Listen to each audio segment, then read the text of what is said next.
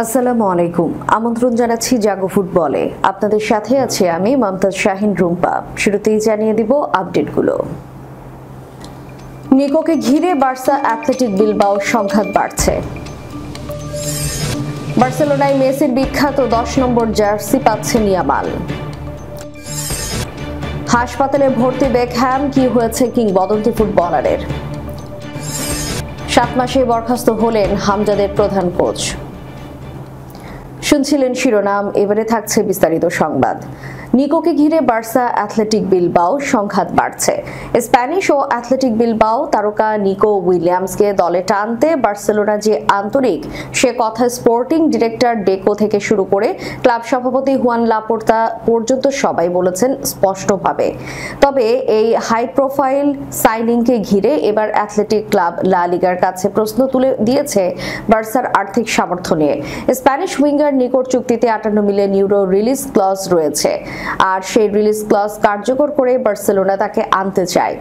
ডেকো সম্প্রতি বলেন, নিকো বার্সেলোনায় যোগ দিতে খুবই আগ্রহী। এদিকে লাপোর্তা জানাচ্ছে, এরই মধ্যে এম্পেনিওল থেকে 25 মিলিয়নে আনা গোলরক্ষক জুয়ান গার্সিয়া এবং নিকো উইলিয়ামস এই দুজনকেই ক্লাব নিবন্ধন করাতে পারবে বলে আশাবাদী তারা। কিন্তু অ্যাথলেটিক ক্লাব সেই বিষয়ে সন্দিহান। এক বিবৃতিতে তারা জানিয়েছে, লা লিগার সঙ্গে একটি গুরুত্বপূর্ণ সভায় আমরা স্পষ্ট ব্যাখ্যা চেয়েছি বার্সেলোনার আর্থিক ফেয়ার প্লে মেনে খেলোয়াড় সাইন করার সক্ষমতা নিয়ে। যেহেতু আমাদের স্কোয়াডের একজন খেলোয়াড়ের বিষয়ে তাদের স্পোর্টিং ডিরেক্টর প্রকাশ্যে আগ্রহ দেখিয়েছেন, তাই আমাদের এই বিষয়ে জানার অধিকার রয়েছে। সভায় উপস্থিত ছিলেন লা লিগার সভাপতি হাভিয়ার তেবাস এবং অ্যাথলেটিকের সভাপতি জন হুইয়ার্তে।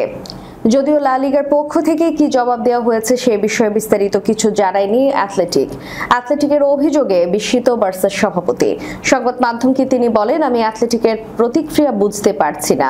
সবাইকে নিজের ব্যাপার নিয়ে চিন্তা করা উচিত। আমরা নিয়ম মেনেই কাজ করছি এবং প্রয়োজনীয় সব ব্যবস্থা নিয়েছি দুই খেলোয়াড়কে সাইন ও নিবন্ধন করার জন্য।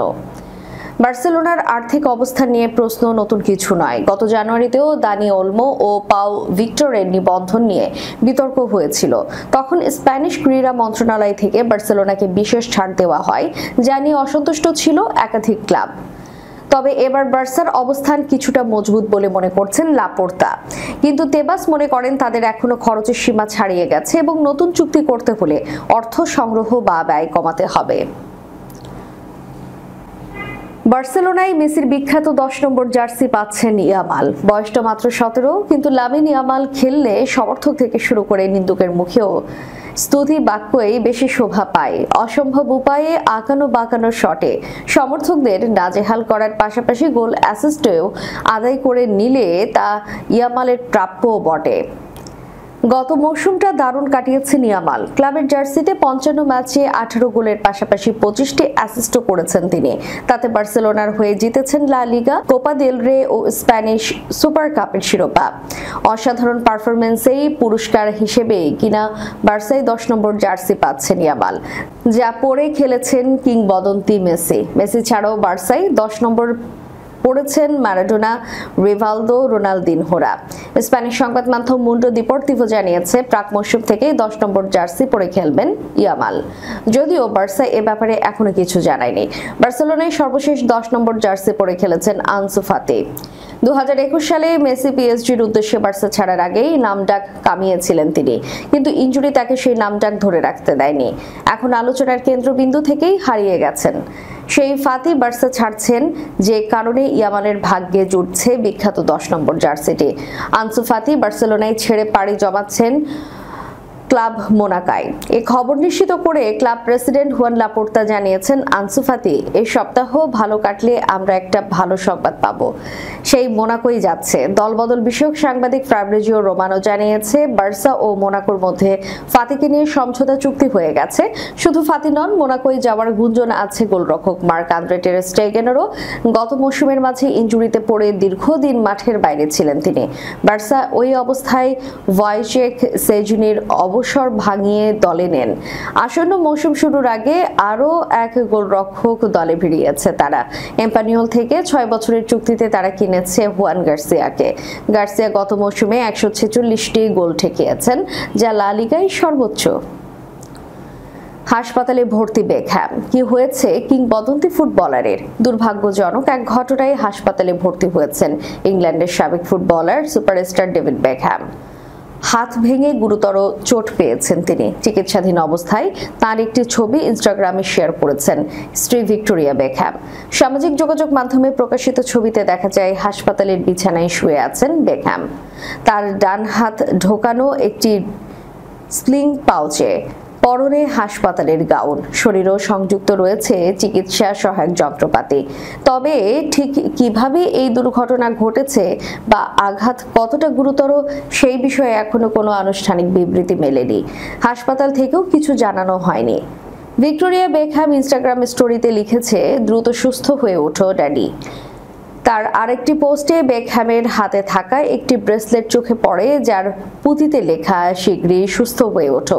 মাত্র কদিন আগেই নাইটহুড উপাধিতে ভূষিত হয়েছিলেন 50 বছর বয়সী বেকহ্যাম।